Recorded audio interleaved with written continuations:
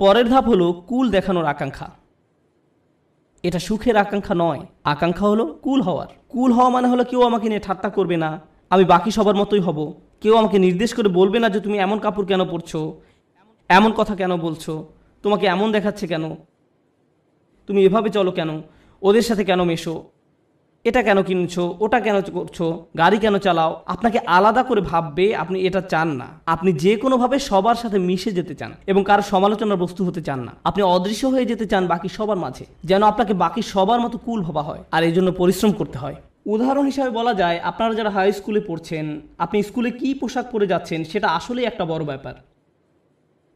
আপনি যখন আলমারি থেকে একটা কাপড় বের করেন বা জুতা হাতে নেন পরার জন্য, তখন আপনার মনে এই প্রশ্ন আসে যে কে আপনার পোশাক নিয়ে মজা করতে পারে।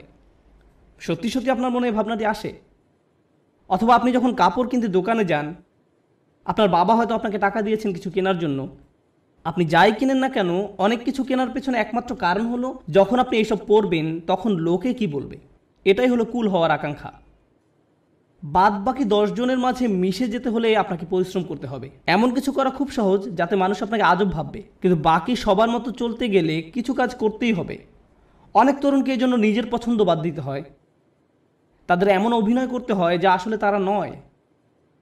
আমি কিছু তরুণকে চিনি, ধরুন 14-15 বছর বয়স। একজনের কথা মনে আছে, সে বেসবল টুপি পরতো কারণ এটা তখন ফ্যাশন ছিল, তার প্যান্ট ঝুলে থাকতো। সে আমার কাছে এসে কান্না শুরু করলো। আমি তার কাছে বসলাম, আর সে আমাকে বলল, আমি এমন কাপড় পরতে পছন্দ করি না, আমি এটা ঘৃণা করি। কিন্তু আমি যদি এমন না করি তাহলে বাকিরা আমাকে নিয়ে মজা করে, আমি তাই বাধ্য হয়ে এমন করি।